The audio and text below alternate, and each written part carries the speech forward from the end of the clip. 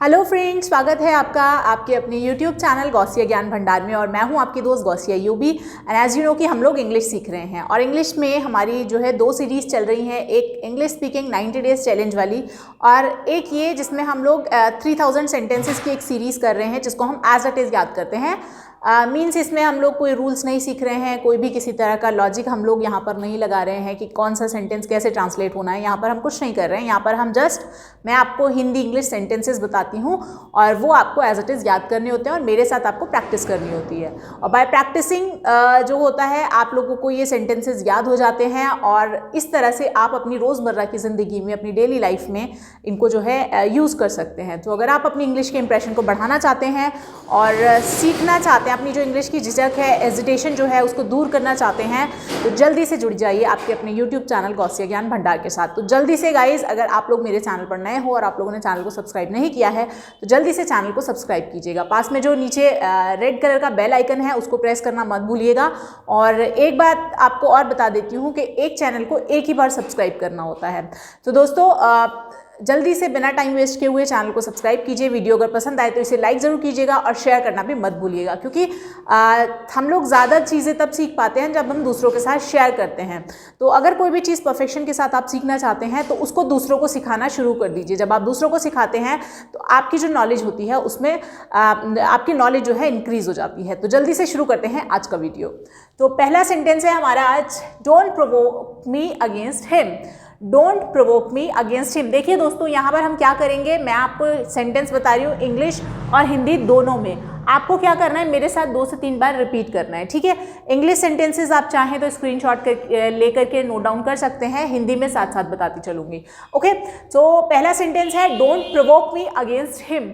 आप मुझे उसके लिए मत उकसाओ। होता है ना कि हम किसी को भड़काते हैं, है ना, तो उसके लिए मुझे मत भड़काओ, यानी उसके खिलाफ मुझे आप मत भड़काओ। तो मुझे उसके खिलाफ मत भड़काओ या मुझे इसके खिलाफ मत करो के लिए आप यूज़ करेंगे don't provoke me against him. Don't provoke me against him, मुझे उसके खिलाफ मत भड़काओ। Okay, next is the tears were trickling from his eyes. The tears were trickling from his eyes. उसकी आंखों से आंसू बह रहे थे या टपक रहे थे। उसकी आंखों से आंसू टपक रहे थे अगर आपको बोलना हो तो the tears were trickling from his eyes.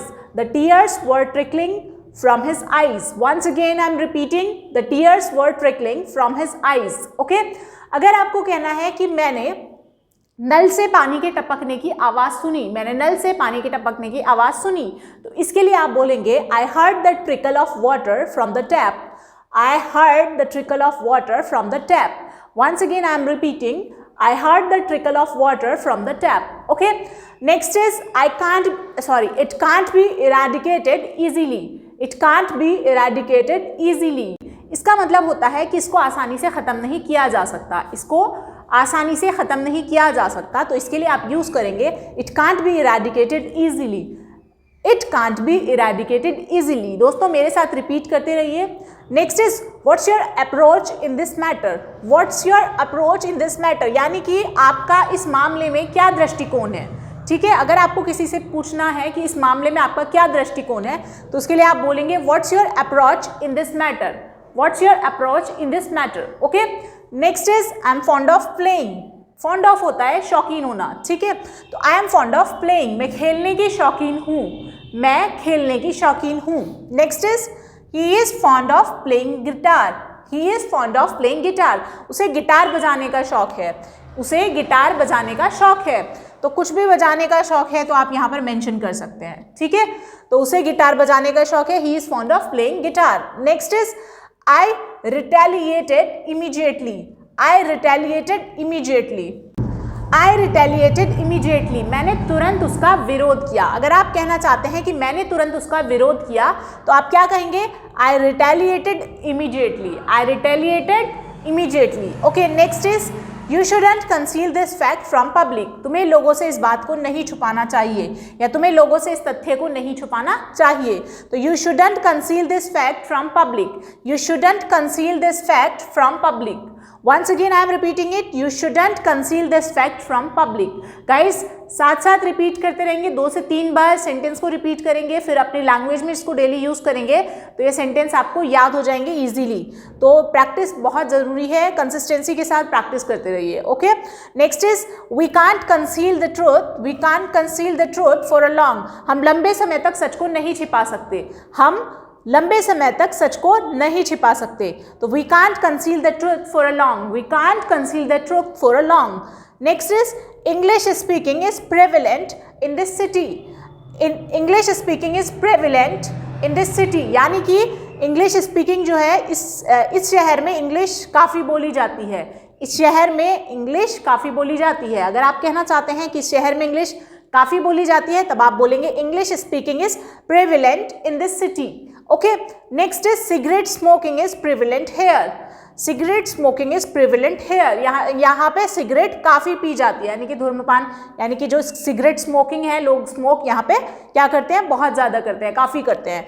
तो cigarette smoking is prevalent here, यहाँ सिगरेट काफ़ी पी जाती है. Okay, next is he has been here for a long, वह काफ़ी समय से यहाँ है. So he has been here for a long, he has been here for a long. Next is this medicine lessen my pain, this medicine lessen my pain, यानी कि ये जो दवाई थी इसने मेरे पेन को क्या कर दिया, कम कर दिया. This medicine lessened my pain. Next is he saddened me, he saddened me. Saddened मतलब उसने मुझे क्या कर दिया, दुखी कर दिया, उसने मुझे दुखी कर दिया. Okay, so guys next is stay with me for a while, stay with me for a while. अगर आपको किसी को कहना है कि मेरे साथ कुछ देर और रुको या मेरे साथ कुछ देर ठहरो तो उसके लिए आप बोलेंगे stay with me for a while, stay with me for a while.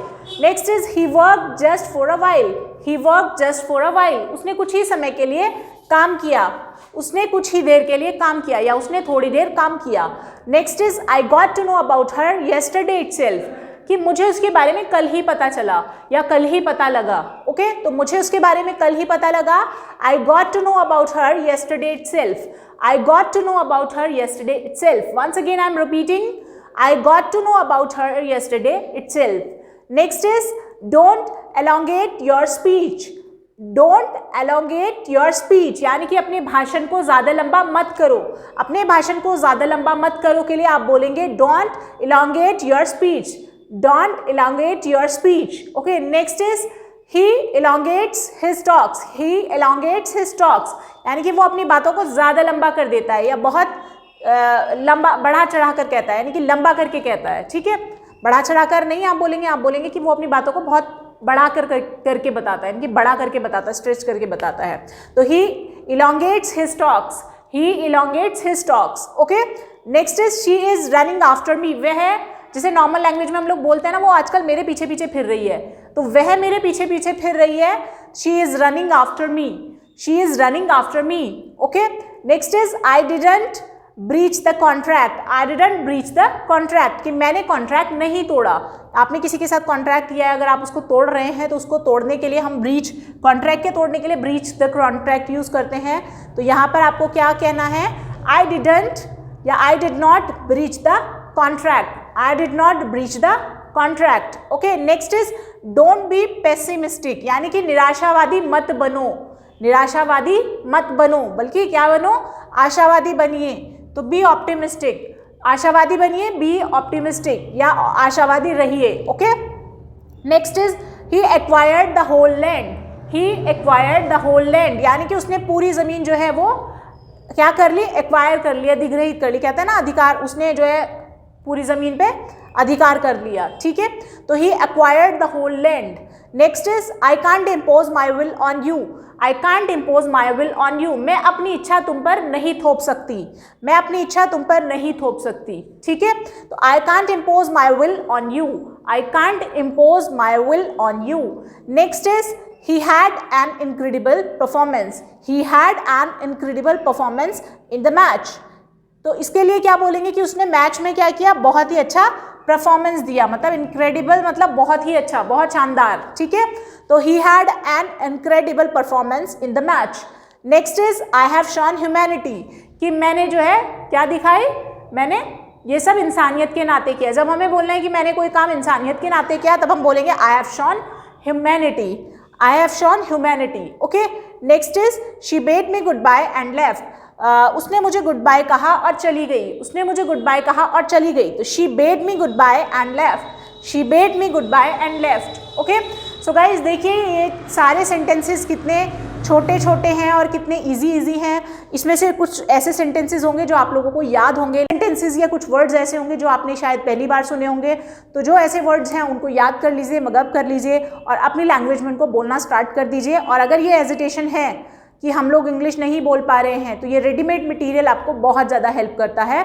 और इस हेजिटेशन को जो है आप लोग अभी से रिमूव कीजिए, क्योंकि आपको जो है पहला स्टेप आप ही को लेना होगा। जब तक आप लोग स्टेप नहीं लेंगे तब तक आप लोग इंग्लिश नहीं बोल पाएंगे। तो जल्दी से स्टेप लीजिए, बोलना शुरू करिए, अपनी हेजिटेशन को रिमूव कीजिए और आज से ही बोलने की शुरुआत कीजिए। तो आई होप कि वीडियो आपको पसंद आया होगा। पसंद आए तो इसे लाइक ज़रूर कीजिएगा, शेयर कीजिएगा और चैनल को सब्सक्राइब करना मत भूलिएगा। Thank you so much for watching. खुश रहिए, मुस्कुराते रहिए।